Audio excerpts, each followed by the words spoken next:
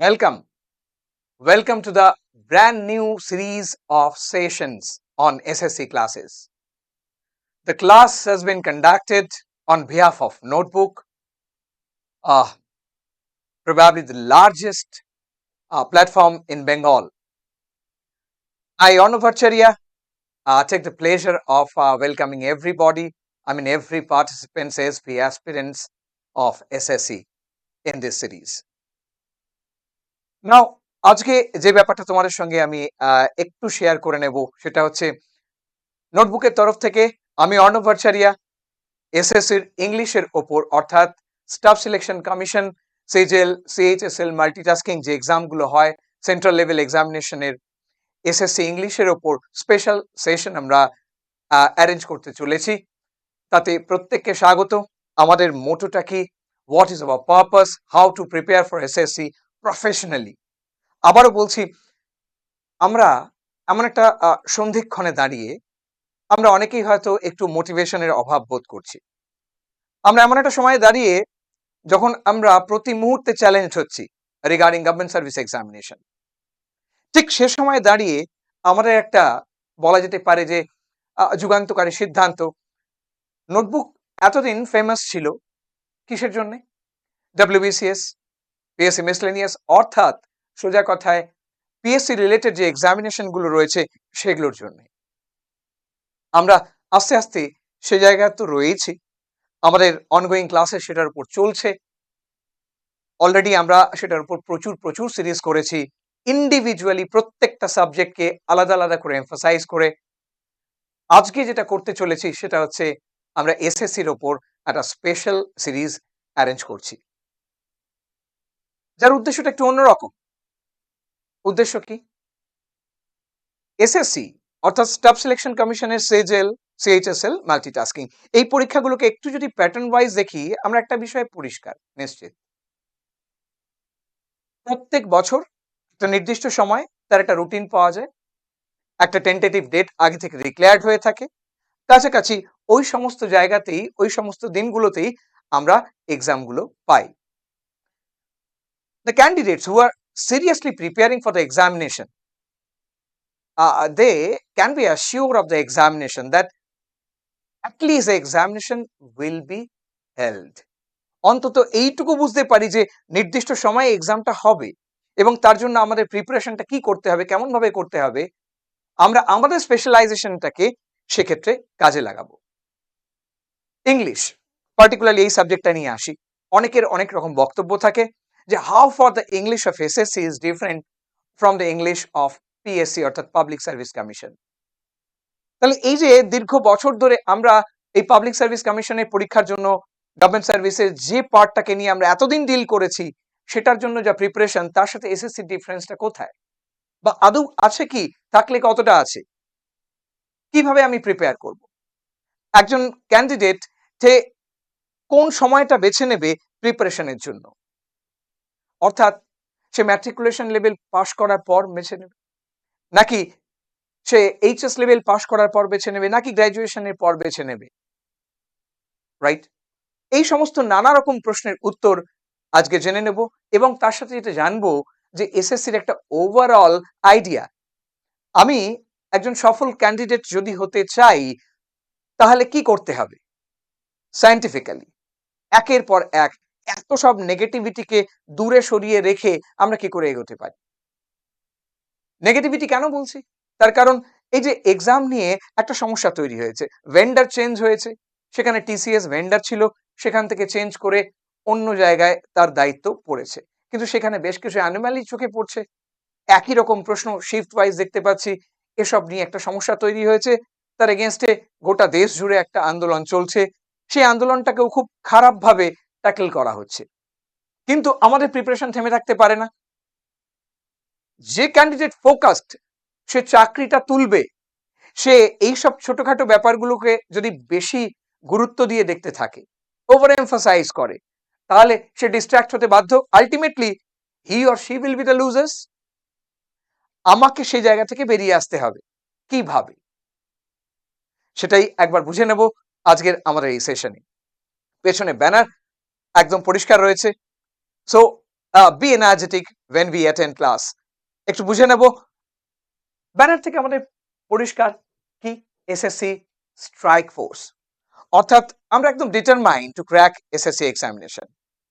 ইংলিশের যে পার্টটা রয়েছে আমাদের এখানে ভিওডি থাকছে, আমরা ট্রাই করব প্রত্যেকটা জায়গাকে একদম ঠিকঠাক ভাবে পয়েন্ট আউট করার, রাইট? আমরা এখানে পরিষ্কারভাবে ডিসকাস করেছি যে কি এসএসসি সিলেবাস নিয়ে আজকে ডিসকাস করব।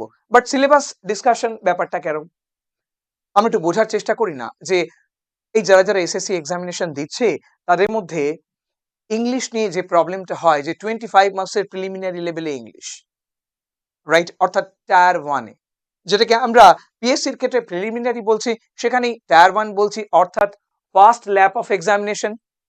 তো সেক্ষেত্রে কি থাকে, তার পরবর্তী ক্ষেত্রে কি থাকে, প্রত্যেকটা বুঝে নেব ঠান্ডা মাথায়, রাইট? तो चलो अभी प्रिपरेशन शुरू करते। नंबर 1 स्किम एंड सिलेबस की बोलছি the computer based examination will be conducted into 2 tiers as indicated below। now पहले ये देखना चाहिए कि ये एग्जाम कैसा है कि टायर 1 एंड टायर 2। तो एग्जाम मोड में क्या डिफरेंस है, जितना सारा चीजें मैंने बता दिया अच्छे तरीके से डिस्प्ले करके। चलो पहले देख लेते हैं टायर 1। টায়ার মানে কি আছে, objective multiple choice exam. First tyre 1 আমার টার্গেট কি, কিভাবে পরীক্ষা হবে, objective multiple choice. Clear? Mode computer based online examination, তোমাকে একটা নির্দিষ্ট সময়ের মধ্যে পেপারটাকে সাবমিট করতে হবে, রাইট?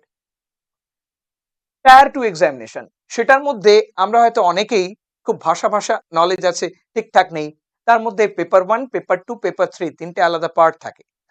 কোন সার্ভিসের জন্য কি কি বিষয় সেগুলো দেখে নেব।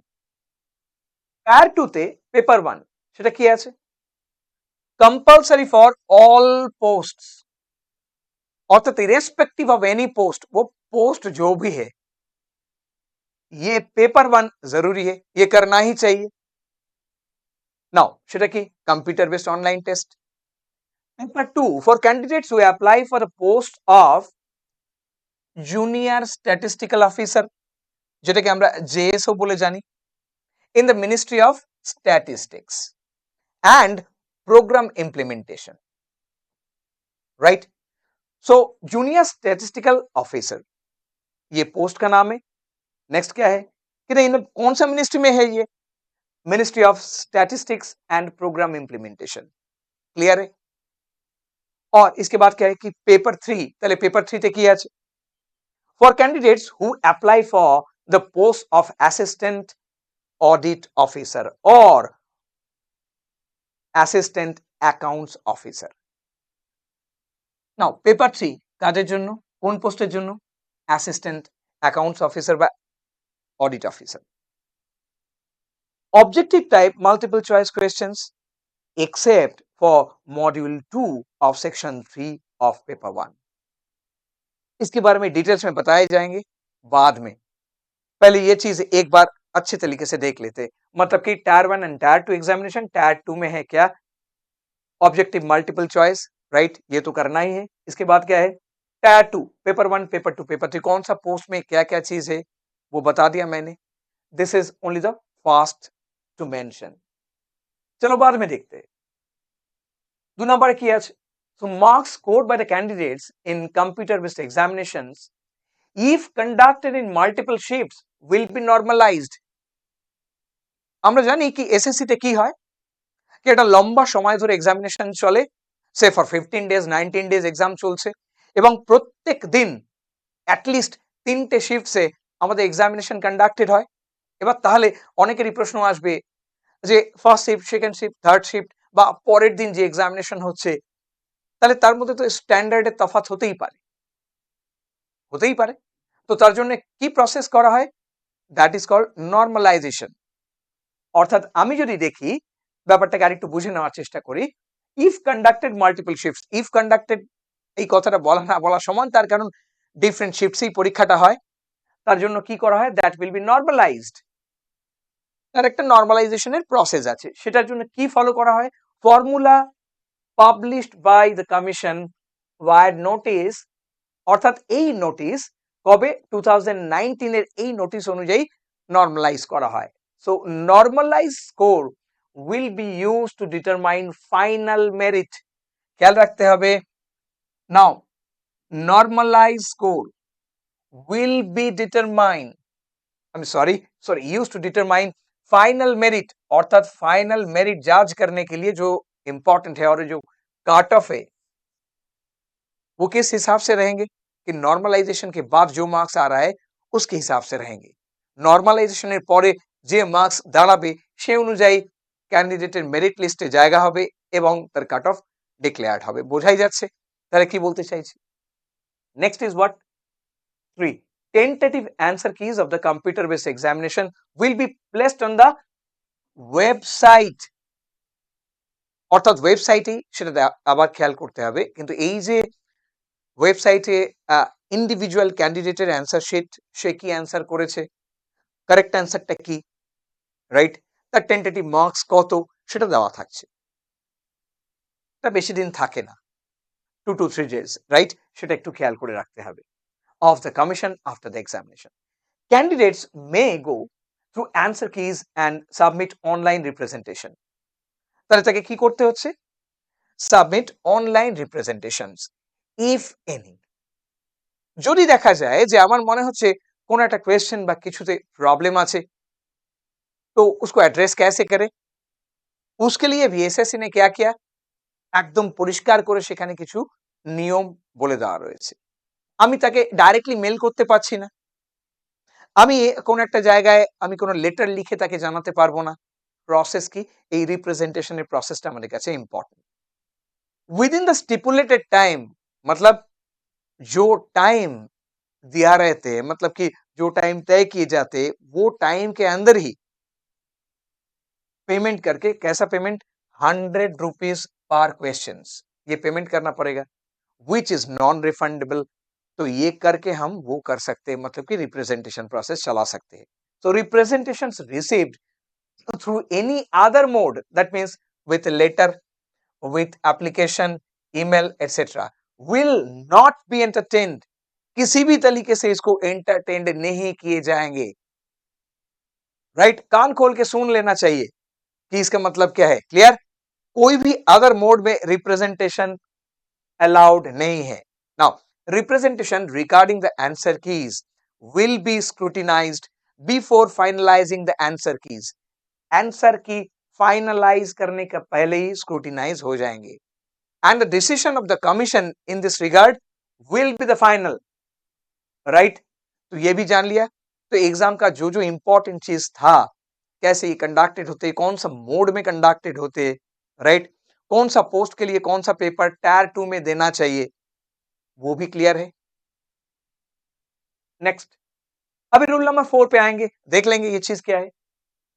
The schedule of examinations indicated in the notice is tentative. तो एग्जाम का जो पोर्टफोलियो आते हैं कि पूरा साल में साल भर क्या एग्जाम होने वाले हैं, ये जो है टेंटेटिव डेट है, लगभग वही डेट पे होते हैं, কাছাকাছি ওইসব ডেটেই এই এক্সামগুলোকে কন্ডাক্ট হতে আমরা দেখি।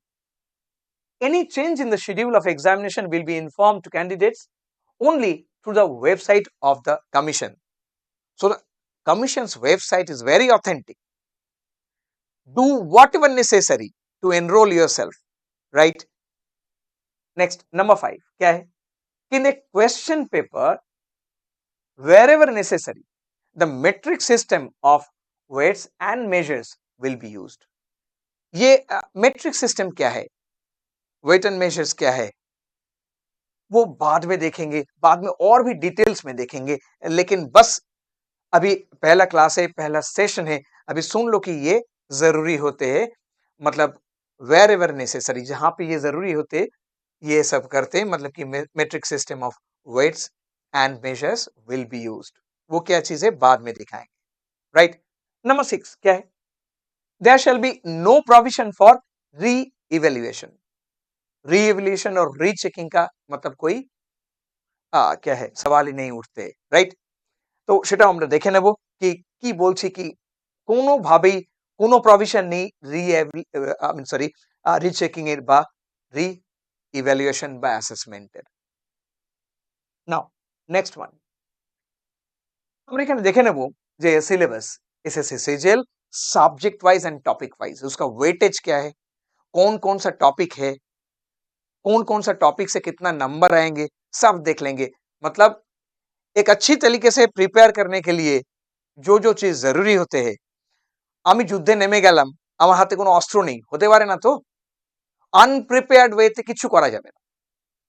আমি তৈরি হব একদম প্রপার ওয়েতে। আজকে নোটবুক সেই বিষয়টাই তোমাদের সঙ্গে শুরু করতে চলেছে with full team and full effort. Okay, next কি দেখছি, টায়ার ওয়ান কি কি বিষয় আছে। আমরা যখন ইংলিশের কথা ভাবি, আমরা প্রত্যেকেই প্রায় জিজ্ঞেস করি, স্যার কি কি বিষয়, কোথায় কি করব, আমরা খুব ব্যাফেলড হয়ে যাই। অ্যাকচুয়ালি প্রিপারেশন শুরুটা করব কখন, অনেকেরই প্রশ্ন। আইডিয়াল টাইম কি, এটা একটা অদ্ভুত আমি ডিফারেন্স দেখেছি যে Bengal and out of Bengal. Those who are focused to crack government service examination, वो क्या करते, যারা যারা ভেবেই নিয়েছে কি আমি গভর্নমেন্ট সার্ভিস ক্র্যাক করব, আমাদের স্টেটের বাইরে যদি যাই তাহলে দেখব 10+2 লেভেল থেকেই the candidate is very serious. 10+2 past, তারপরে কি করে, গ্রাজুয়েশনে যে কোনো একটা সাবজেক্ট যেটা স্কোরিং সেটাতে ভর্তি হয়ে যায়, এবং যেই ভর্তি হলো গ্রাজুয়েশনের জন্য এই যে লং 3 ইয়ার্স, আমরা যদি একটু খেয়াল করে দেখি, দে আর বিং প্রিপেয়ার্ড। অর্থাৎ ওই সময় তারা কন্টিনিউয়াস প্রিপারেশন নিতে থাকে, weather through website, weather through any media, কখনো কখনো ফিজিক্যাল, অর্থাৎ সোজাসুজি গিয়ে তারা ট্রেনিং নেওয়া শুরু করে। 3 বছর ধরে যে ক্যান্ডিডেটটা গ্রাজুয়েশন করছে সেই ক্যান্ডিডেটরা একই সঙ্গে গভর্নমেন্ট সার্ভিসের জন্য তৈরি হতে থাকছে। তার প্যাটার্ন কি, কিভাবে আসে, কোয়েশ্চেন কিভাবে করতে হয়, টাইম ম্যানেজমেন্টটা কত বড় ফ্যাক্টর, সে সব বুঝে যাচ্ছে, সব প্র্যাকটিক্যাল এক্সপোজার তার কাছে চলে আসছে। যেটা unfortunately in case of Bengal সেই ম্যাচুরিটি বা সেই প্রফেশনালিজম দেখতে পাই না। ইন কেস অফ বেঙ্গল কি হয়, after completing graduation, having completed the graduation, the candidate is awakened suddenly, এবার তার মনে হলো আমি এবার এক্সামের জন্য তৈরি হব। ओके बेटा, लेट देन नेवर, वो भी चलेगा, लेकिन थोड़ा मेहनत बढ़ाना चाहिए। जो ग्रेजुएशन करते वक्त प्रिपरेशन ले रहा है, बस 2 ही घंटे एवरीडे अगर वो इन्वेस्ट करेंगे तो ये 3 साल में वो खुद को प्रिपेयर कर सकते हैं, राइट। लेकिन जिसका ग्रेजुएशन हो गया है उसको क्या करना पड़ेगा, 6 से 7 घंटा रेगुलर प्रिपरेशन, मतलब सेल्फ स्टडी के लिए इतना टाइम लगेंगे, राइट। बस वक्त तो थोड़ा बढ़ा देना चाहिए। আমরা করছি কি গভর্নমেন্ট সার্ভিস এক্সামিনেশন, সেখানে তো ফাইট, এত কম্পিটিশন, সেখানে এই সময়টুকু আমাদের ইনভেস্ট করতেই হবে। আবার বলছি, we are investing time, we are not wasting time. আমরা এখানে কিন্তু সময় কাটাচ্ছি না, আমরা এখানে সময় বিনিয়োগ করছি, সেটা মাথায় রাখতে হবে। অর্থাৎ যে সময়টুকু লাগাবো, যে সময়টুকু আমরা ইনভেস্ট করব, সেই সময়টুকু যেন কোয়ালিটি টাইম হয়। সেটা কি করে করব, তার জন্য দেখে নি আমাদের কি করতে হচ্ছে। Now tier 1 idioms and phrases, vocabs এর পার্ট তোমরা জানো, দুটো পার্ট আমরা আলাদা করে রাখি। আমরা একটা পার্টকে বলি simple, that is conceptual part, আর আরেকটা পার্টকে আমরা বলি কি, that is vocab part, right. এই দুটো পার্ট থাকে ইংলিশ। জেনারেল ইংলিশ আমরা যদি দেখি টায়ার 1 এ কোথায় থাকে, ইউজুয়ালি একদম শেষে, মানে 25 কোয়েশ্চেন্স আর allotted। একই রকম ভাবে একটু যদি দেখি WBCS, সেখানেও তাই 25 কোয়েশ্চেন্স ফ্রম ইংলিশ একদম শুরুতে থাকে। অর্থাৎ আমি যদি দেখি কোয়েশ্চেন মার্ক, সেদিক থেকে দেখতে গেলে দুটোরই 25 করে কোয়েশ্চেন allotted থাকে টায়ার 1 এ। তাতে দুটো পার্ট থাকে, একটা কনসেপচুয়াল পার্ট, একটা ভোক্যাবস পার্ট। ভোক্যাবস পার্ট তোমরা জানো, antonym, synonym, confusing words that is called homonym or paronym, right. আর কি থাকে, idioms and phrases, use of prepositions, right. এই যে পার্টগুলো থাকে, এই পার্টগুলোকে, যেমন ফ্রেজাল ভার্বস, এই পার্টগুলোকে আমরা বলছি ভোক্যাবস পার্ট, ভোক্যাবুলারি। আর আরেকটা পার্ট কি, that is a conceptual part, মানে subject verb agreement, the conception of parts of speeches, যেখান থেকে আমাকে এরা কারেকশন দেয়। तो ये जो एरर करेक्शन है, सेंटेंस इंप्रूवमेंट है, ये जितना सारा चीज है वो कैसे करना पड़ेगा? पहले सब्जेक्ट को जानना पड़ेगा, टॉपिक को अच्छे तरीके से समझना पड़ेगा, तब जाके वो समझ में आएंगे कि इसको कैसे करेंगे।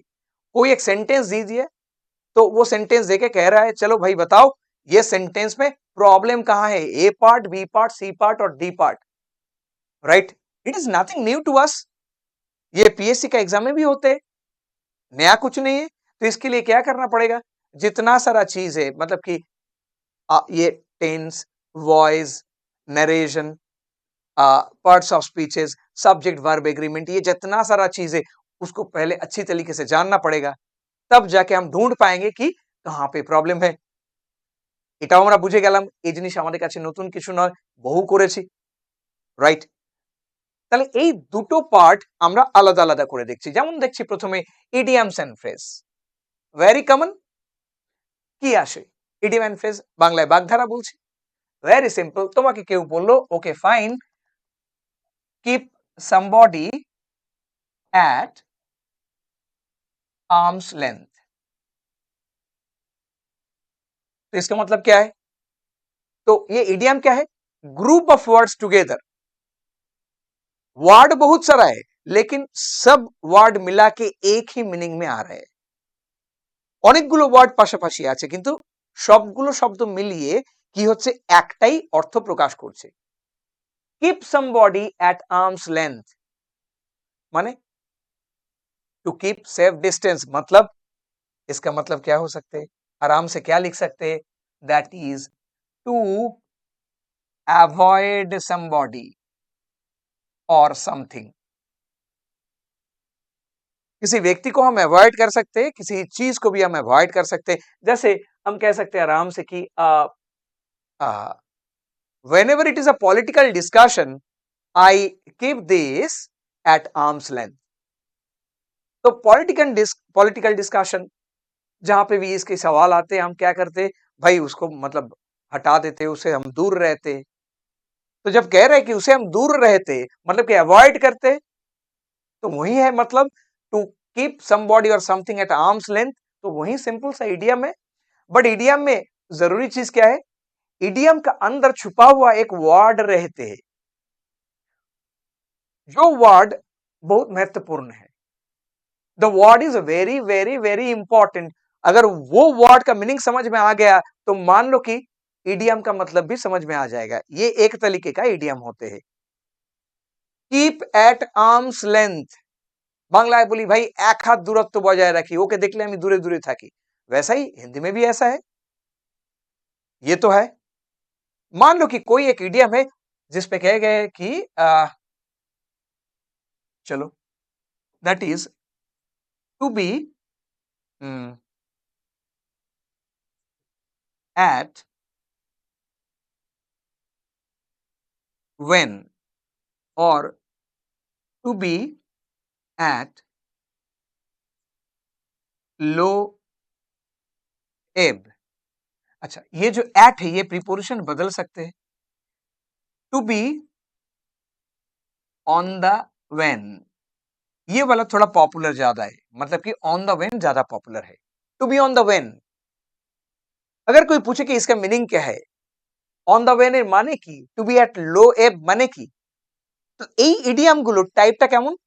এই ভোক্যাবটা কি করে তৈরি করব? মুখস্থ করব না, क्यों नहीं करेंगे? क्योंकि এটাকে মুখস্থ করার কোনো প্রয়োজন নেই। अगर इसको मतलब मेमोराइज करने के लिए ट्राई करेंगे तो प्रॉब्लम क्या होंगे? बहुत सारा चीज रहते हैं, उसका भीड़ में एक दिन भूल जाएंगे। कंसेप्चुअलाइज कर लो, सबसे अच्छा है। अंदर का जो वर्ड है इसका मीनिंग जान लो, सिंपल सा चीज है। कि वेन का मतलब क्या है भाई? WANE, वेन का मतलब क्या है? Something which is decreasing, diminishing, जो कम होते जा रहा है, যেটা কমে আসছে, বাংলায় বলি ক্ষয়িষ্ণু, दैट इज कॉल्ड वेन। तो समथिंग इज ऑन वेन। तो मान लो कि Shahrukh popularity is on when, तो इसका मतलब क्या है? उसका मतलब पॉपुलैरिटी में क्या, अभी उसका पॉपुलैरिटी घट जा रहा है, कमे आसছে, simple. The virulence or the effect of COVID is on the wane, तो मतलब क्या है? तो कोविड का जो इफेक्ट है वो अभी कम होते जा रहा है थ्रू आउट द वर्ल्ड, आराम से कह सकते। तो मतलब क्या है कि ईडीएम का अंदर का जो वर्ड है उसका मतलब आप समझ जाएंगे तो ईडीएम हो सकते हैं कि क्लियर हो गया। और इसका साथ साथ जो चीज जरूरी होते है कि उसको लेके एक बार यूज कर लो, वो भी अपने मर्जी से। वो डिक्शनरी पे जहां पे लिखा है वो सीधे तरीके से आके ला दिया वैसे नहीं है, पहले उसको देख लो, क्लास कर लो, समझ लो, बाद में उसको अप्लाई करो। सिंपल सा चीज है। প্রথমে দেখবো, বুঝবো ইডিয়ামটার মানে কি, নিজে নিজে একটা সেন্টেন্সে সেটাকে লিখবো। Now the conception is clear. Eight low एब, पहले बताओ भाई एब का मतलब क्या है? टाइड एंड एब हम लोग जानते हैं, टाइडल फोर्स जानते हैं, टाइड मतलब জোয়ার, আর তাহলে এব কথাটার মানে কি? এব মানে হচ্ছে ভাটা। আমরা এমনিতেও বলি ভাটার টান, তাহলে ভাটার টান মানে কি? যেটা কমে আসছে, सेम मीनिंग।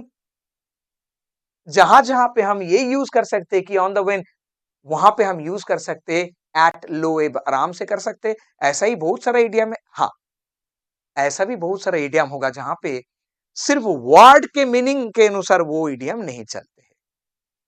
उसके लिए क्या जानना पड़ेगा? इसका पीछे छुपा हुआ जो राज है ये जानना पड़ेगा।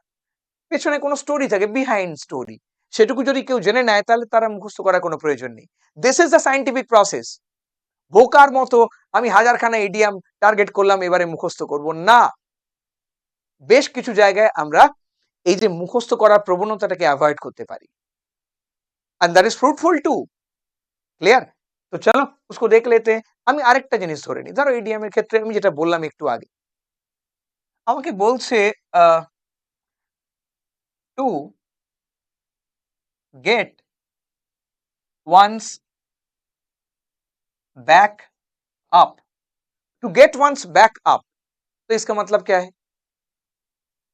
যেই আমাকে বলছে to get once back up, আমি যদি ইন্ডিভিজুয়াল মিনিং এর দিকে একটু কনসেন্ট্রেট করি, গেট, बैक अप, এখানে কিন্তু করলে হবে না। यहाँ पे वो पुराना फॉर्मूला नहीं चलेगा भाई। सिंपल सा चीज है, बैकअप का मतलब हम क्या जानते हैं? सपोर्ट करना, साथ में रहना, बैकअप। ओके चलो, I will backup you every moment, right? जहां जहां पे तुमको दिक्कत होंगे बैकअप के लिए रहेंगे। तो बैकअप मतलब कि स्टैंड बाय, जानते हैं हम, टू सपोर्ट। और देखना ऑप्शन में वही चीज रहेंगे कि सपोर्ट और बैकअप एक ऑप्शन में रहेंगे। ज्यादातर कैंडिडेट क्या करते? उसमें मार देते, वो वाला चीज नहीं है। टू गेट वंस बैकअप इसका थोड़ा अलग मीनिंग है। করব কি করে? বুঝবো কি করে? বিড়ালের পশ্চাৎ থেকে ব্যাপারটা এসছে, राइट? तो बिल्ली का जैसे एटीट्यूड है ना, मतलब कोई पार्टिकुलर मोमेंट में, जैसे मान लो कि बिल्ली का गुस्सा आ गया, তো বিড়াল কোনো সময় রেগে গেছে, তখন কি হয়? What is the usual posture of a cat? वो कैसे हो जाते? The back portion of the body gets swelled, right? थोड़ा फूल जाते हैं।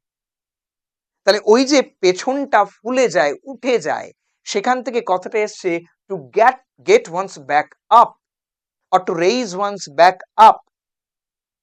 তার মানে কি? Is a simple one, to make somebody angry, to make somebody irritated, annoyed, गुस्सा दिला देना, to make someone angry, to irritate someone, meaning ऐसे आ जाते हैं। तो मतलब इधर सीधे तरीके से जो वर्ड है उसे ये मीनिंग नहीं निकल रहे हैं। तो क्या करना चाहिए? वो पीछे जो स्टोरी है उसको जानना पड़ेगा, राइट? ऐसे ही जानेंगे क्लास में, एक भी चीज ऐसे नहीं रहेंगे जिसको हम ब्लाइंडली मेमोराइज करेंगे। इसके लिए मैंने शुरुआत में कहा है कि ये क्लास थोड़ा अलग बन रहे हैं। ক্লিয়ার? ওই জন্য বলেছি তোমাদের ক্লাসে ফোকাসে আমি আলাদা করে ক্লাসটা হোল্ড করব, রাইট? তাহলে পরিষ্কার বোঝা যাচ্ছে। So this is the conception of idiom and phrase, right? Next में क्या है कि ऑन वर्ड सब्स्टिट्यूशन, सिंपल सा चीज है, ये पूरा उल्टा चीज है इडियम का। इधर बहुत सारा वर्ड नहीं रहते, एक ही वर्ड रहते हैं, राइट? वो एक ही जो वर्ड है, मतलब मान लो एग्जाम्पल के तौर पे मान लेते हैं कि वर्ड कैसा है कि चलो चलो चलो कौन सा वर्ड लेते हैं? एम्बीडेक्स्ट्रस। चलो,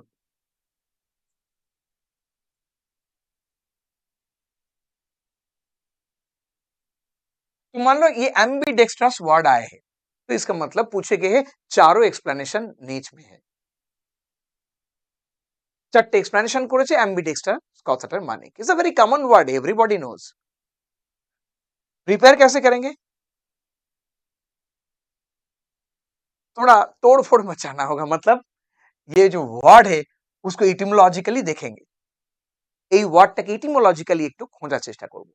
नाउ एम्बी, नाउ डेक्स्ट्रस, अभी ओयूएस को भी अलग कर देंगे। एम्बी प्रीफिक्स है, तो एम्बी का मतलब क्या है? ज्यादातर इसका मतलब होता है कि बोथ और टू। ओयूएस ये जो सफिक्स है कब लगाते हैं? जब वर्ड को एडजेक्टिव बनाते हैं, सीरियस, राइट?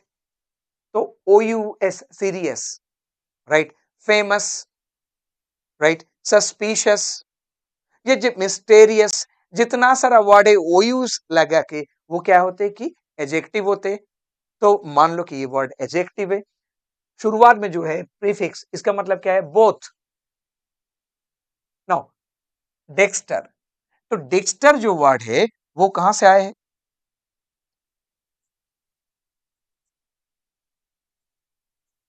डेक्स्टरिटी, डेक्स्टरिटी प्रैक्टिकली नाउन है, तो डेक्स्टरिटी का मतलब क्या है? डेक्स्टरिटी का मतलब है भाई सिंपल सा चीज, skill, ability, skill, skill, ability, এই প্রত্যেকটা ওয়ার্ডের মানে আমাদের একদম পরিষ্কার, সবাই জানি, क्लियर? तो अभी देखो सब वर्ड को मतलब प्रीफिक्स, इनफिक्स, सफिक्स कुल मिला के सोचो क्या बन सकते हैं? Both way, skillful. ऐसे एक आदमी जो क्या है कि who can use either of his hands, दोनों हाथ एक ही साथ एक ही स्किल पे चला सकते हैं। मतलब जैसे बांग्ला में कहते हैं कि সব্যসাচী, যার দুটো হাত সমান তালে চলে, দুটো हाथ से समान भावे व्यवहार करते पारे, वो मतलब राइट हैंड में भी लिख सकते हैं, लेफ्ट हैंड में भी लिख सकते हैं आराम से, राइट? तो उसको क्या कहते हैं? एम्बिडेक्स्ट्रस। लेकिन ये जो एम्बिडेक्स्ट्रस वर्ड है ना, इसका लिटरल मीनिंग ये है, आक्षरिक माने एटा। जब हम सेंटेंस में इसको यूज करते हैं, खुद का मतलब क्या है कि एक अलग सा मीनिंग भी है, जिसको रेटोरिकल मीनिंग कह सकते हैं, राइट? एक्सटेंडेड मीनिंग कह सकते हैं। तो ये जो एम्बिडेक्स्ट्रस वर्ड है, इसका जो लिटरल मीनिंग है वो हम लोग जान गया है। আমি বুঝতে পারলাম কি এর আক্ষরিক অর্থ কি। আর কি মানে আছে? অ্যাম্বিডেক্সট্রাসের আরেকটা মানে হয় versatile, right? A man of talent, যার বহুমুখী প্রতিভা আছে, राइट? जो खुद बहुत कुछ काम कर सकते हैं, राइट? तो उसको भी हम क्या कहते हैं कि एम्बिडेक्स्ट्रस। क्लियर है? तो ऐसे वन वर्ड बनते हैं, वन वर्ड को मतलब तोड़ना, इसके बाद फिर इनफिक्स सफिक्स का मीनिंग निकलना, एकदम सिंपल चीज है, आराम से कर सकते हैं। जो भी कोई वन वर्ड बताओ, जो भी मन में आ रहे, हम उसको एकदम सीधे तरीके से दिखाएंगे कि ऐसे होते, वो भी एग्जाम्पल के साथ, जो लेटेस्ट एग्जामिनेशन में आया है उसको रख के हम सिखाएंगे, राइट? चलो next one, number 3, sentence correction. वो तो जानते ही, कुछ भी नया नहीं है। ये जो जितना सारा हम लोग अभी डिस्कस किए हैं, আমি যদি ইডিয়ামসের কথা বলি, ওয়ান ওয়ার্ডের কথা বলি, কোনটা আমাদের পিএসসি তে আসে না? সবই আসে। সেন্টেন্স কারেকশন, আমরা জানি সেন্টেন্স কারেকশন ইউজুয়ালি দুটো ফরম্যাটে আসে। একটা কি? Trouble shooting. একটা সেন্টেন্স দেওয়া থাকলো, the sentence has been divided into 4 parts, A B C D, right? তো ঢूंढना पड़ेगा कि कहां पे एरर है, কোথায় ভুল আছে আমাকে বার করতে হবে। যদি মনে হয় এরর নেই, তাহলে লাস্ট পার্ট সেটা এনই থাকে, মানে নো এরর, রাইট? এটা আমরা জানি, सिंपल चीज। Next, sentence correction. Next, error spotting, मतलब एक ही है, इंप्रूवमेंट के अंडर में भी आ सकते हैं। इंप्रूवमेंट मतलब वो ही सेंटेंस एक दिया रहेंगे, এবার যে সেন্টেন্সটা দেওয়া আছে ওই প্রদত্ত বাক্য, তার নিচে আরো চারটে আলাদা আলাদা সেন্টেন্স রয়েছে, তার মধ্যে একটা থাকবে নো ইমপ্রুভমেंट, बाकी तीनटे same sentence will be written in different forms. अभी तुमको ये तय करना पड़ेगा कौन सा सेंटेंस परफेक्ट है। हो सकता है कि ग्रामेटिकली दोनों ही सेंटेंस करेक्ट है, लेकिन कौन ज्यादा करेक्ट है, मतलब कौन परफेक्ट है, उसको ढूंढना पड़ेगा। राइट। तो वो है क्या, सेंटेंस करेक्शन और एयर स्पॉटिंग के बीच में आते हैं। सो फिल इन द ब्लैंक्स क्या है वो तो जानते ही, नया कुछ नहीं है, बस देख लेना कि ये जो फिल इन द ब्लैंक्स है इसका दो नाम है, एक है भाई फिलर, जानते हैं फिलर और फिलर्स जो भी कहते हैं हम लोग। फिलर्स कब कहते हैं, सिंपल सा चीज है भाई, जब एक ही मतलब सेंटेंस पे एक या दो ওয়ার্ড মিসিং है उसको ढूंढना पड़ेगा, মানে এক সেন্টেন্স, সেই সেন্টেন্সের কিছু কিছু ওয়ার্ড মিসিং আছে, চারটে অপশন দিয়ে দিল, বলল যে কোন ওয়ার্ডটা এই গ্যাপে বিফিটেড, fill in the blanks ছোটবেলা থেকে করে আসছি, নয়া कुछ नहीं है। আরেকটা কি হতে পারে, দ্যাট ইজ ক্লোজ টেস্ট। वही fill in the blanks cloze test में कैसे आते हैं, প্যারাগ্রাফ ফর্ম में, একটা প্যারাগ্রাফ দেওয়া থাকবে, ওই প্যারাগ্রাফ থেকে পাঁচখানা শব্দ missing, right.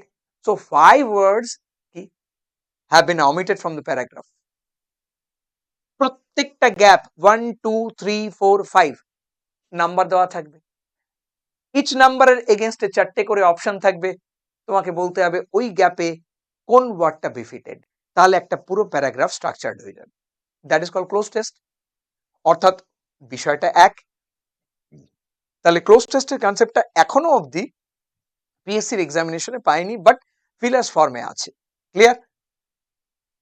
Spelling error, spelling এররটা পিএসসি তে আসে, এখন ইন্ট্রোডিউস অলরেডি হয়ে গেছে, আগে কিন্তু আসতো না। যত দিন যাচ্ছে তত central level examination and PSC দুটোর যে ডিফারেন্সটা ক্রমাগত কমে আসছে। We need to understand that the previously existing difference between the central level examination and the state level examination has been in the process of being minimized, right? तो वो जान के चलना पड़ेगा। तो স্পেলিং কারেকশন क्या है वो तो जानते ही है, স্পেলিং দেওয়া থাকবে, স্পেলিং এর মধ্যে কোনটা ঠিক কোনটা ভুল। 2024 এর পেপার যদি দেখি, এই কারেকশনটাও দিচ্ছে কিভাবে, ফিলার সে, রাইট। বলে দিচ্ছে যে এখানে ফিল ইন দ্য ব্ল্যাঙ্কসে কোন ওয়ার্ডটা হবে সেটাও সাপ্লাই করে দিচ্ছে, বলছে ওই ওয়ার্ডটা পারফেক্ট স্পেলিং কি, চার ভাবে স্পেলিংটাকে লেখা রয়েছে, बस यही है। चलो बाद में जाते, टायर 1 में बाकी चीज क्या है, रीडिंग कंप्रिहेंशन, जो हम लोग पहले ही जानते कि एक पैराग्राफ दिया हुआ रहेंगे, उसके आधार पे बहुत सारा क्वेश्चन पूछे जाएंगे, उस पे वोकैब का पार्ट भी रहते थोड़ा बहुत, राइट। वही है रीडिंग कंप्रिहेंशन, ये रीडिंग कंप्रिहेंशन एक जबरदस्त चीज है, इसका इंपॉर्टेंस अभी बढ़ते जा रहा है, so this is on the rise. ये जो रीडिंग कंप्रिहेंशन है, हम लोग क्या करते, पढ़ने का टाइम नहीं मिलते, सोचने का टाइम नहीं मिलते, तो इसको कैसे करते, সহজ উপায় কি, আমাকে শেষ থেকে শুরু করতে হচ্ছে, মানে আমি ফার্স্টে কোয়েশ্চেনটা পড়ে নিচ্ছি, কি কি পয়েंटर ऊपर কোয়েশ্চেনটা হয়েছে সেটা বুঝে নিলাম, इसके बाद हम जा रहे हैं पैराग्राफ पे, कहां पे वो पॉइंट के बारे में बातचीत किए गए हैं, অর্থাৎ কোথায় ওই পয়েন্টে লেখা রয়েছে সেটা দেখে আমি অ্যানসারটা করে দিচ্ছি, এটা হতে পারে। বাট অ্যাকর্ডিং टू मी, पहले ही मतलब जो कैंडिडेट अभी एडवांस लेवल पे नहीं है, जो अभी सीख रहा है, बिगिनर है, तो उसको क्या करना चाहिए, वैसा नहीं, ट्राई करो पैसेज पढ़ने के लिए एंड समझने के लिए, एक पैसेज को एक बार लेंगे, स्टेडिली उसको पढ़ेंगे, প্রথমে একটা প্যাসেজ নেব, তাকে ঠিকঠাক ভাবে পড়বো, কিন্তু ঠিকঠাক ভাবে পড়া মানে डोंट रीड ट्वाइस और थ्राइस और I mean for the fourth time, क्या करना पड़ेगा, एक ही बार पैसेज को पढ़ो, राइट, मन लगा के, try to understand the meaning of the passage with a single reading, right. एक बार में जितना समझ में आया उसके ऊपर तुम ट्राई करो ये क्वेश्चन सॉल्व करने के लिए, क्या नो, तार कारण this is a habit, we should build it up. अगर हैबिट ऐसे बन जाएंगे कि एक पैराग्राफ को तो 2 बार 3 बार 4 बार पढ़ के हम मीनिंग समझने का आदत अगर हो जाएंगे, तो छुड़ा नहीं पाएंगे उसको। तो पहले से ही प्रैक्टिस कैसा रखना पड़ेगा, কিভাবে প্র্যাকটিস করব, কি আমি প্যারাগ্রাফটা একবারই পড়বো স্টেডিলি, পড়ে চেষ্টা করব অ্যানসার করার, হবে না প্রথমে, আমার 5টা কোয়েশ্চেন আছে, আমার একটা হবে, ओके नो इशू, चलो नेक्स्ट दिन दूसरा पैराग्राफ ट्राई करो, देखो उसमें क्या बनते, क्या निकल के आते, रिजल्ट क्या आते। चलो एक हुआ, अभी प्रैक्टिस ऐसे करते जाओ, देखना 2 हफ्ता में, consider 2 weeks and we will surely see the magic। আবার বলছি 2 সপ্তাহ প্র্যাকটিস করলেই দেখবে যেখানে 5টা কোয়েশ্চেনের মধ্যে একটা হচ্ছিল সেখানে 3টে আরামসে হয়ে যাচ্ছে। এবার ভেবে দেখো जो साल भर ये प्रैक्टिस करते जाते उसका परफॉर्मेंस कैसे बढ़ जाएगा। আমার প্রথমে পারফরম্যান্স রেডি হয়ে গেল, এইবার আমি উল্টো দিক থেকে ট্রাই করব, অর্থাৎ এইবার আমি কোয়েশ্চেন পড়বো, এবার আমি জাস্ট প্যারাগ্রাফ থেকে অ্যান্সারটা তুলে বসিয়ে দেবো, তবে রাইট ওয়ে, তবে ওটা কুইক হবে। Tricks is always good, no অসুবিধা নেই, মানে we are not disapproving any tricks here, right. कहना क्या है, ट्रिक्स में बाद में जाएंगे, पहले देख लेना चाहिए कि है क्या, जो मेथड है उसको पहले फॉलो करेंगे, बाद में जाएंगे ट्रिक्स में। क्लियर। Next, synonym antonym. बहुत सारा वर्ड होते हैं, कितना करेंगे सर, पागल होते जा रहा है। ये सिनोनिम एंटोनिम के लिए जो चीज है, नंबर 1 पहले जरूरी है, try to club up words with same meaning and usage. जितना सारा वर्ड सिनोनिम होंगे हम लोग क्या करेंगे, उसको क्लब अप करेंगे, राइट। मतलब कोई भी एक वर्ड मतलब देख लेते हैं, मतलब फिलैंथ्रोपिस्ट एक वर्ड है, पहले वो वर्ड के मतलब तोड़ के हमको जानना पड़ेगा कि लॉजिकली ये वर्ड बन कैसे रहा है, कॉइन कैसे हो रहा है, वो देख लेंगे। इसके बाद क्या करेंगे, अच्छा फिलैंथ्रोपिस्ट का मतलब क्या है, one who loves Mankind, lover of Mankind, one who dedicates his life for the betterment of Mankind, उसको क्या कहते हैं कि फिलैंथ्रोपिस्ट। चलो मान लिया फिलैंथ्रोपिस्ट का मतलब हो गया। अभी क्या करेंगे, अल्ट्रुइस्ट, फिलैंथ्रोपिस्ट। नाउ ह्यूमैनिटेरियन, ये जितना सारा वर्ड है हम क्लब अप करके रख दिया कि चलो भाई फिलैंथ्रोपिस्ट, अल्ट्रुइस्ट, ह्यूमैनिटेरियन मतलब एक ही है।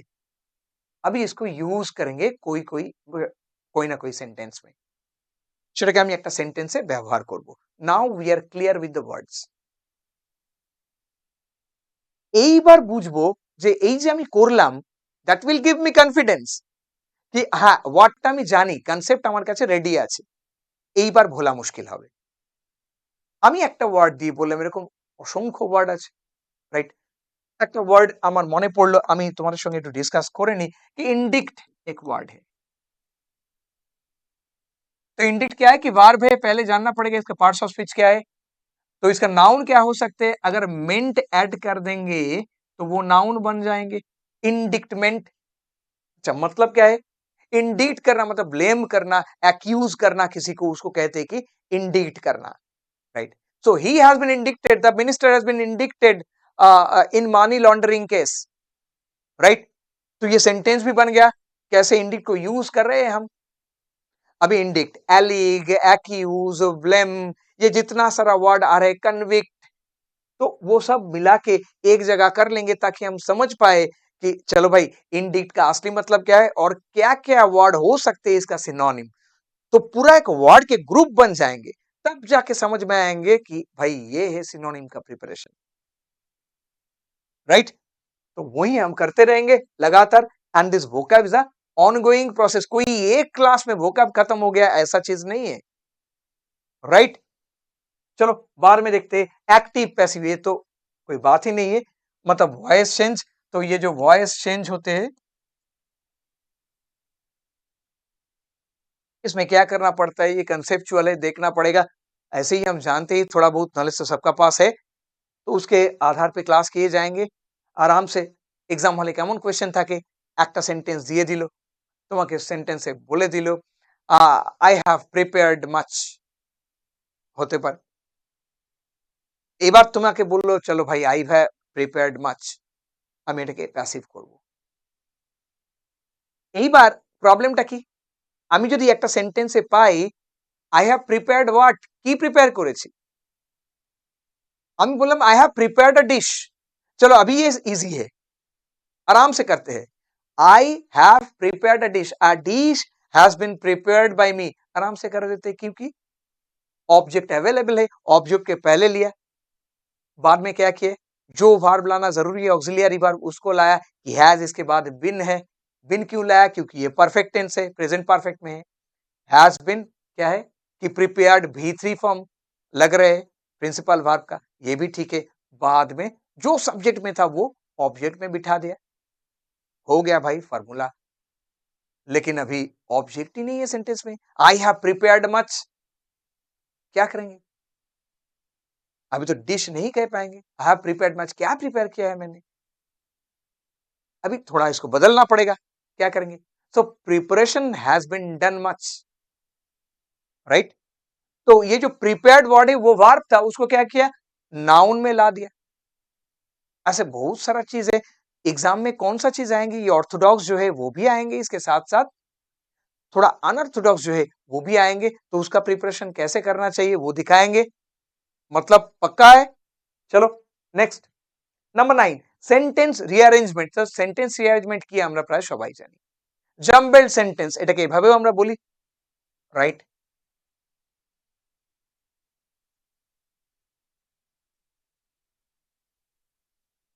সেন্টেন্স এলোমেলো ভাবে দেওয়া আছে, so sentence has not been given in a proper order, तुमको क्या करना पड़ेगा, वही सेंटेंस गुलो के ठीक प्रॉपर ऑर्डर में सजाते হবে, that is sentence arrangement. Paragraph jumbling भी, पैरा जम्बलिंग भी आ सकते हैं, लेकिन एसएससी में कम ही आते हैं। चलो, सेंटेंस इंप्रूवमेंट पहले ही कह दिया है, क्लोज टेस्ट पहले कह दिया है, তাহলে যে বিষয়গুলো আমরা আলোচনা করলাম, যে টপিকগুলো আমরা আলোচনা করলাম, বুঝতে পারলাম এখন অবধি ক্লোজ টেস্ট বাদ দিলে এমন কিছু টপিক নেই যেটা পিএসসি তে আসে না। নাও টায়ার 2 এখানেও কি আছে, same thing, error spotting, phrase replacement and sentence improvement, same ही चीज है। नाउ ये जो है वॉइस स्पीच मतलब नरेशन तो हम जानते ही है, डायरेक्ट टू इनडायरेक्ट कैसे करते, क्लियर। और करेक्ट स्पेलिंग देखो, सिनोनिम एंटोनिम एक ही है, तो चिंता की कोई बात नहीं है। फीलर्स पहले कह दिया है, one word substitution, cloze test, reading comprehension, sentence rearrangement, jumbling, clear है। अभी देखेंगे कौन सा टॉपिक के लिए वेटेज क्या है, राइट, कौन सा टॉपिक से कितना नंबर आने वाले हैं, राइट। सिंपल चीज है। Now we need to analyze carefully each subject in detail to understand all the topics and their relative importance।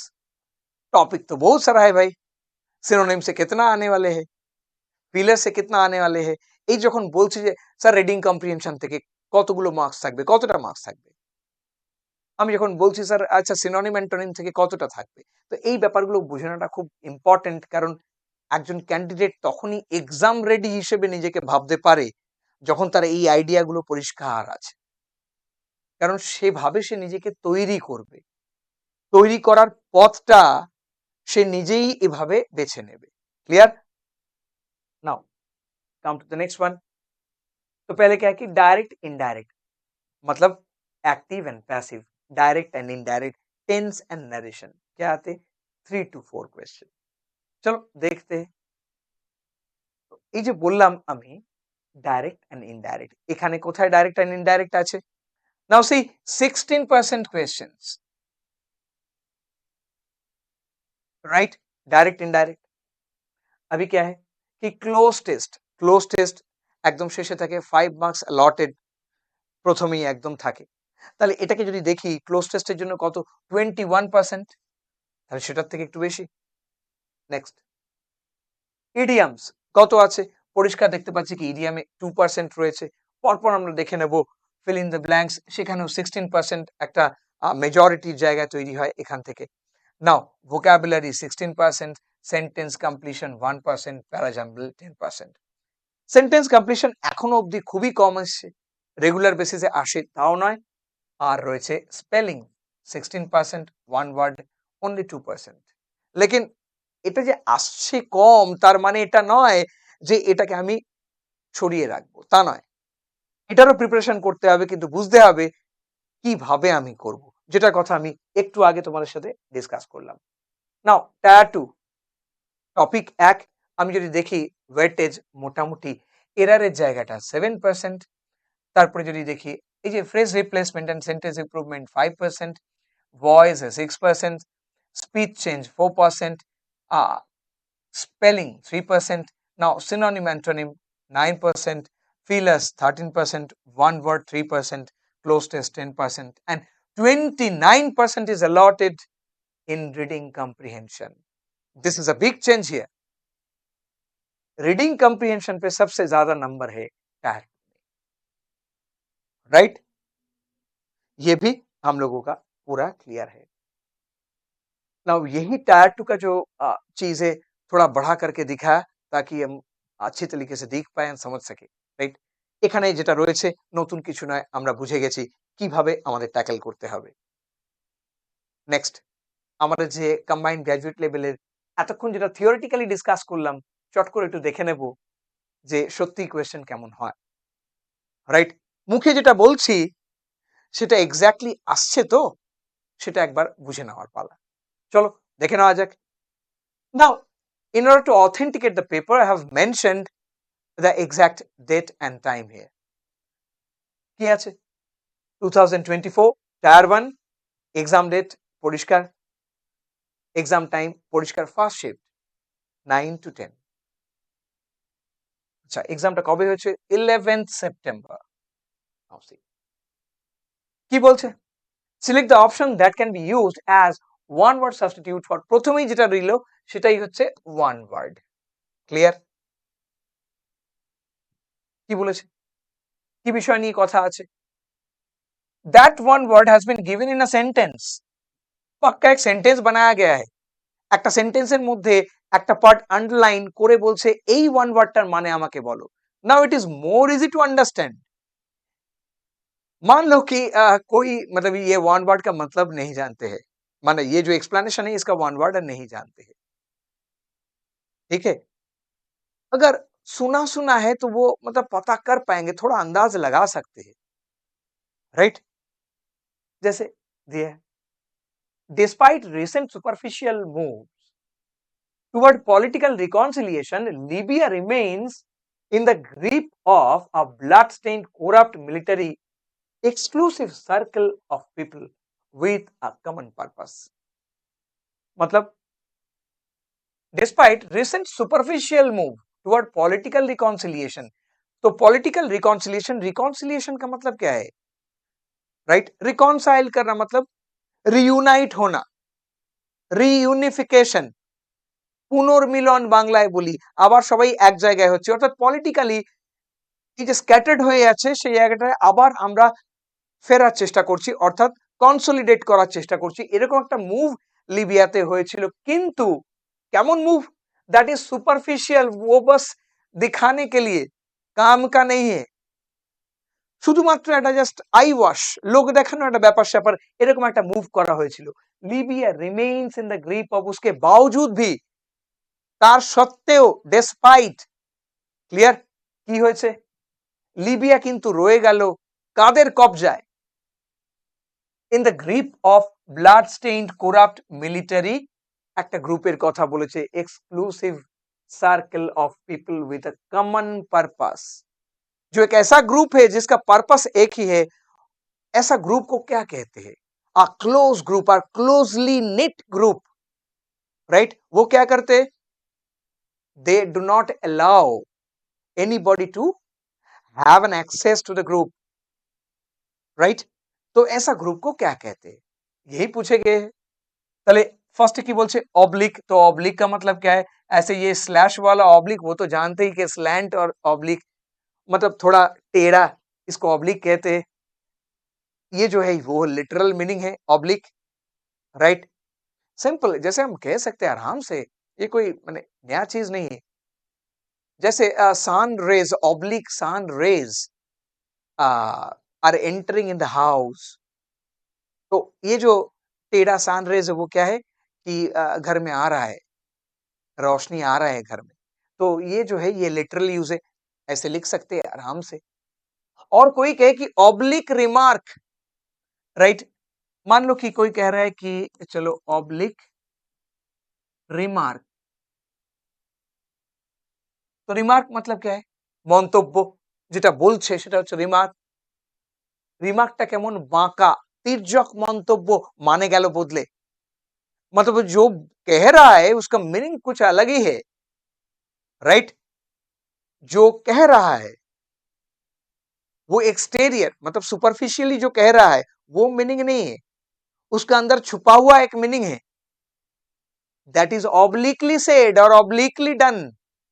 Clear? तो ऑब्लिक का मतलब ऐसे होते। चलो बाद में क्या है? Pique, PIQUE। तो ये देखेंगे कि मतलब नेक्स्ट शीट में एकदम डिटेल्स में लिखा है। पिक का मतलब क्या है? पिक, ये जो पिक है ना इसका मतलब ये भी हो सकते है कि प्रोवोक करना, इंस्टिगेट करना, ये भी हो सकते हैं। क्लियर? क्लिक, अभी ये क्लिक क्या है? ये क्लिक ही है ये वर्ड, राइट? ये जो क्लिक वर्ड है इसका मतलब है कि क्लोज ग्रुप और क्लोजली निट ग्रुप। और लास्ट में जो वर्ड है एंटिक, ये कौन नहीं जानते भाई? सब जानते हैं। So antique something which is old but valuable, उसको कहते हैं कि एंटिक। बस तुमको ढूंढ के निकलना है कि वर्ड क्या है। क्लिक हो गया मेरा आंसर। चलो देख लेते हैं, थोड़ा एक्सप्लेनेशन में जाते हैं। मैंने ऐसे करके डिस्प्ले करेंगे बोर्ड में कि चलो भाई इसका मतलब क्या है। ऑब्लिक कौन सा वर्ड है जान लिया, इसका पार्ट्स ऑफ स्पीच क्या है, एडजेक्टिव है, बहुत जरूरी होते। Now having a sloping direction, angle और पोजीशन, ये है। और ये है फास्ट मीनिंग। ये दूसरा मीनिंग क्या है? नॉट डायरेक्टली सेड और डन, जो मैंने कहा था। क्लियर है? अब इसको क्या करना पड़ेगा? तैयार करना पड़ेगा एक सेंटेंस में। Through the window came the last few oblique rays of evening sunshine, right? खिड़की से वो रोशनी आ रहा है, डूबते सूरज की रोशनी, राइट? तो वो कहा गया है कैसा रोशनी है? टेढ़ा है, बस सिंपल। আমি বুঝলাম কি বলতে চাইছি, কি এই যে অস্তমিত সূর্যের বাঁকা রশ্মি ঘরে প্রবেশ করেছে সেটা। নাও he gave her an oblique glance। ये oblique glance क्या है?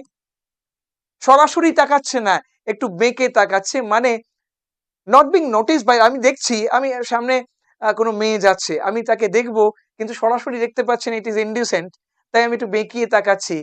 That is called oblique glance. Clear? अभी मेरा तो उम्र हो गया, हम कर नहीं सकते, घर में बीबी है, बच्चे, लेकिन जो भी है ऐसे होते, तो वो है कि ऑब्लिक ग्लांस। क्लियर है? चलो नंबर 2, पिक, दो मतलब है, देख लेते हैं। आप फीलिंग ऑफ एंगर मतलब प्रोवोक भी हो सकते हैं। ये क्या है? नाउन के हिसाब से देखेंगे तो इसका मतलब क्या है?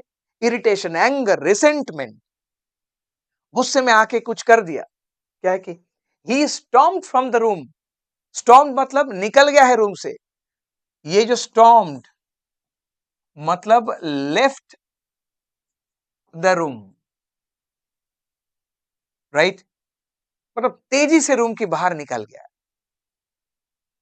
इना फिट ऑफ पिक जब यूज होते ही इना फिट ऑफ ये यूज होते हैं इसके साथ, कोई जरूरी नहीं कि ये होना ही चाहिए। In a fit of speak is a very very common expression in English. রাগের মাথায়, রাইট? এই যে বলছি shouting that he had been misunderstood, তাহলে এই যে সেন্টেন্সটা আমার তৈরি হলো, এইবার আমার কনসেপশন ক্লিয়ার হলো। নাও ক্লিক মানে কি এখানে পরিষ্কার লিখে দিয়েছি কি a small close knit group of people who do not readily allow others to join them। অন্তরঙ্গ গোষ্ঠী। দেখবে এক্সামে দুটো ওয়ার্ড আসে, একটা click and the next one is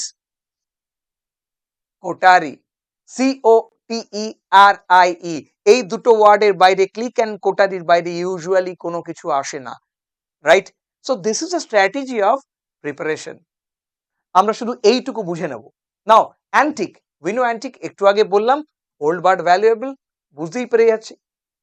now come to the next one, select the options that can be used as one word. এখানেও আবার one word আছে, দেখো রিপিট করেছে। কি বলছে? an instrument for viewing distant objects in space, right? So space में, space का जो एक्टिविटी है, स्पेस का जो एस्ट्रोनॉइड है, स्टार्स है, इसको ऑब्जर्व करने के लिए कौन सा इंस्ट्रूमेंट यूज किए जाते हैं? हम लोग जानते ही है इजी चीजें, माइक्रोस्कोप, स्पेक्ट्रोग्राफ, टेलीस्कोप, बायनोकुलर। अभी एक चीज तो है कि भाई स्कोप, इधर भी है स्कोप, राइट? तो पहले इसको जान लेंगे, ठीक है। आंसर तो हम जानते ही कि टेलीस्कोप है, ये वाला आंसर है। अभी स्कोप क्या है? ये दिखने वाला चीज स्कोप, ये स्कोप मतलब चांस वाला स्कोप नहीं है। स्कोप मिल गया मतलब चांस मिल गया, वैसा चीज नहीं है। ये स्कोप क्या है? सफिक्स है, शब्द के अंत में ये जोड़ रहे हैं।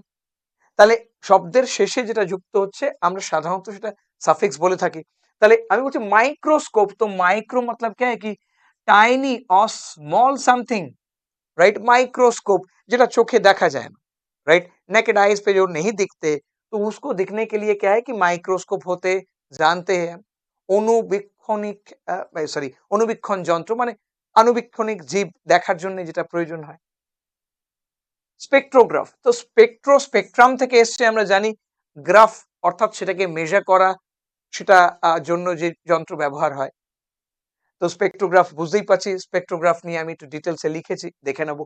Telescope, tele means what? আমি যখন টেলি ওয়ার্ডটা বলছি, we should know tele means what? Something which is at a distance, that is distant, so far away something, right? ऐसे कुछ कहेंगे तो उस मामले में क्या यूज करते कि टेली, ये वर्ड तो पता ही है। Telecast, telescope, right? टेली का मतलब समझ, टेलीविजन, दूर से जो विजन दिखाते हैं, राइट? That is television. अभी टेली का मतलब समझ गया, तो टेलीस्कोप मतलब क्लियर हो गया, स्पेस दिखने वाला चीज। नाउ बायनोकुलर्स, इसको कैसे करेंगे? So we know what is bi, bi o. Now अभी ये सिर्फ ओ अलग करने से काम नहीं चलेगा, मतलब बीच में एक एन तो है, राइट? ऑक्यूलर, इसके साथ एस ऐड हो जाते हैं। बाई मतलब तो हम समझते हैं कि बाई मतलब क्या है कि टू, बाई साइकिल जहां पे है, दो चक्का है इसलिए कहते हैं कि बाई साइकिल है। वैसे बायनोकुलर, अभी देखो बाई का मतलब दो तो समझ में आ गया। अभी ऑक्यूलर क्या है? नाउ ऑक्यूलिस्ट, ऑफ्थेल्मोलॉजिस्ट, ऑक्यूलिस्ट, ये जितना सारा वर्ड होते हैं, हम क्या जानते हैं कि इसका मतलब क्या होते हैं कि that is related two eyes. Clear है? तो वो क्या है? लेंस। कितना लेंस रहते? दो लेंस रहते, तो इसके लिए क्या कहते हैं? बायनोकुलर्स। सिंपल सा चीज है, तो ऐसे ही वर्ड को जान जाएंगे। बस आज पहला दिन था, दिखा कि हम लोगों का प्रिपरेशन कैसे चलना चाहिए। Hopefully you are getting my point, very good. So keep yourself in a very controlled and composed way so that you can keep on your preparation, keep up your preparation. Okay, goodbye.